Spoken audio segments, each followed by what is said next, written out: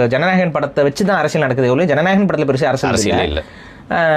But இந்த படத்தை சுற்றியே அரசியலும் இருக்குது, அந்த படமும் பேசுவதும் அரசியல் தான். ஸோ அதை நம்ம கொஞ்சம் பேசணும். என்ன கான்டெக்ட்னா, முதல்ல மொழி போராட்டம்னா என்ன, எத்தனை முறை நடந்தது, தமிழ்நாட்டில் அந்த மொழி போராட்டத்திற்கான காரண காரியங்கள் என்ன அப்படிங்கிறதெல்லாம் நம்ம பார்க்கணும். சரி, முதல்ல நம்ம ஃபேமஸாக பேசணும் அப்படின்னா, பல நாளில் மொழி போராட்டங்கள் நடந்திருந்தாலும், பல முறை நடந்திருந்தாலும் 3 மொழி போராட்டங்கள் வந்து மிக மிக முக்கியமான மொழி போராட்டங்களாக கருதப்படுகிறது. ஸோ இந்த 3 மொழி போராட்டத்தில் ஒரு மொழி போராட்டம் வந்து பிரிட்டிஷ் அரசாங்கம் காலகட்டத்தில் நடந்தது. எல்லா பள்ளிகள்லையும் ஹிந்தி வந்து கட்டாயமாக்கப்படும்னு பிரிட்டிஷ்கான காலகட்டத்தில் இந்த காங்கிரஸோட இன்ஃப்ளூயன்ஸில் ஒரு சட்டத்தை கொண்டு வந்தாங்க. அது வந்து பார்த்தீங்கன்னா 1937. 1937 அதுதான் முதல் மொழி போராட்டம். அந்த போராட்டத்தில் வெள்ளை அரசாங்கம் வந்து நியாயத்தை புரிஞ்சுக்கிறாங்க. அடுத்த போராட்டம் வந்து விடுதலை ஆனதுக்கு அப்புறம் 48 வந்துட்டு நமக்கு ஒரு போராட்டம் வருது. இந்த போராட்டம் என்னன்னா, அப்பதான் இந்தியாவுடைய கான்ஸ்டியூஷனை எழுதுறாங்க. அப்போ அவங்க என்ன பண்றாங்கன்னா, ஹிந்தியை தான் வந்து இந்தியாவுடைய நேஷனல் லாங்குவேஜாக கொண்டு வரணும் அப்படிங்கிற ஒரு கோரிக்கையை முன்வைக்கிறாங்க. அது கூட அப்போ இந்த மாதிரியான விஷயங்கள் எல்லாத்தையுமே உள்ள இன்டர்ஃபியர் பண்ணி, ஸோ இப்போ கான்ஸ்டியூஷன் எழுதுகிற டைம்லையும் வந்துட்டு ஒரு எதிர்ப்பு என்பது பெரிய அளவில் உருவாகுது. இந்த காலகட்டத்தில் தான் வந்து காயிதே மில்லத் போன்றவர்களோட பங்களிப்பு இதெல்லாமே நீங்கள் பார்த்துருக்கலாம். அடுத்து இன்னொன்று என்னன்னு பார்த்தீங்கன்னா, ஹிந்தியை வந்து கட்டாய மொழி பாடமாக கொண்டு வரணும்னு சொல்லிட்டு இவங்க சுதந்திரம் ஆனது உடனே இந்த வேலையை பண்ணுறாங்க.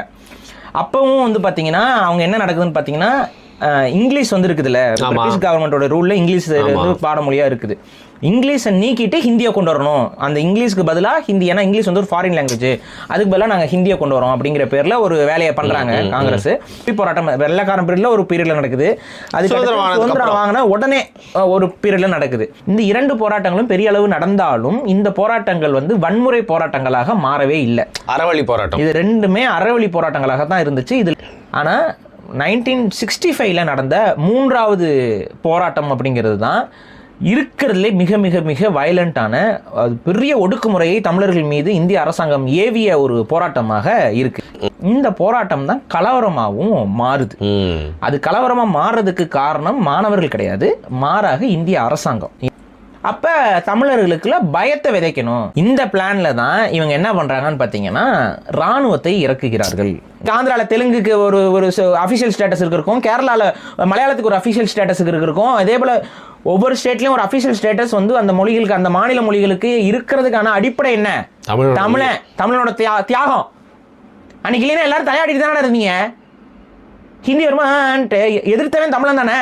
ஸோ இந்த இடத்துல இருந்து இந்த படம் வரும்பொழுது இது அதோட உண்மைத்தன்மையை பிரதிபலிக்கணும். ஆனால் இந்த படம் வந்து அதோட உண்மைத்தன்மையை பிரதிபலிக்கல.